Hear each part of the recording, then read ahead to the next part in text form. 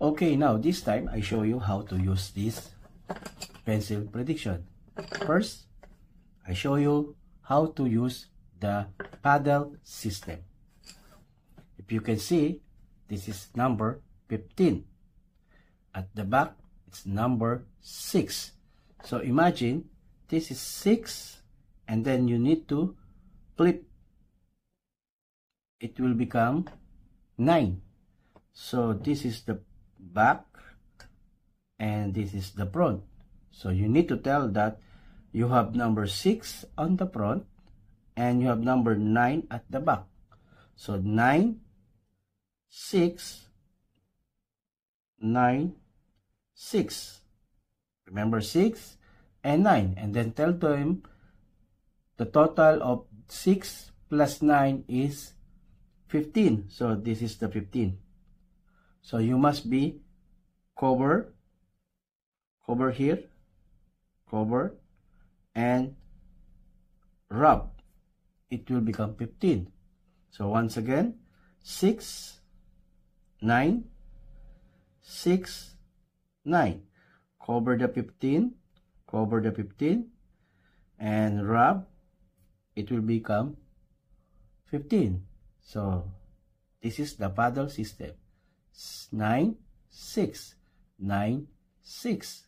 9 plus 6 is 15. So this is the paddle system. Okay, now next. The second effect is the prediction. Okay, the prediction, it's very easy. First, if you can see this one, the brown color has written here.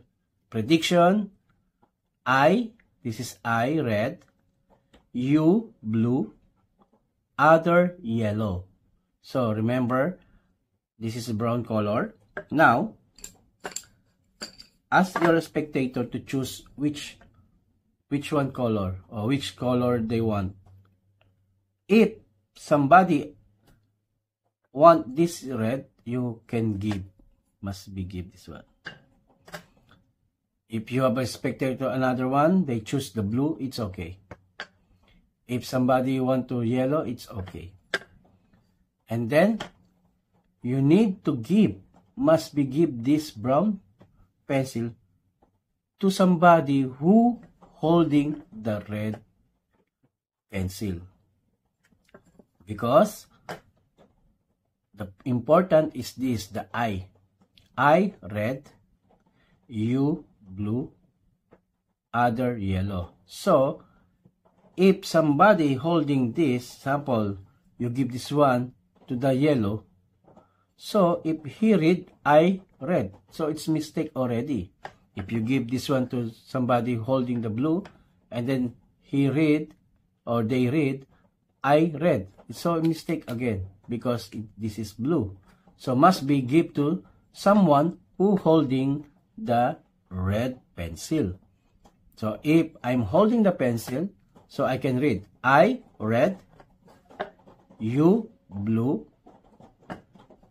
other, yellow. So, the important is you must give the brown color who holding this red. Okay? So, the prediction must be correct. So, I red, you blue, another yellow.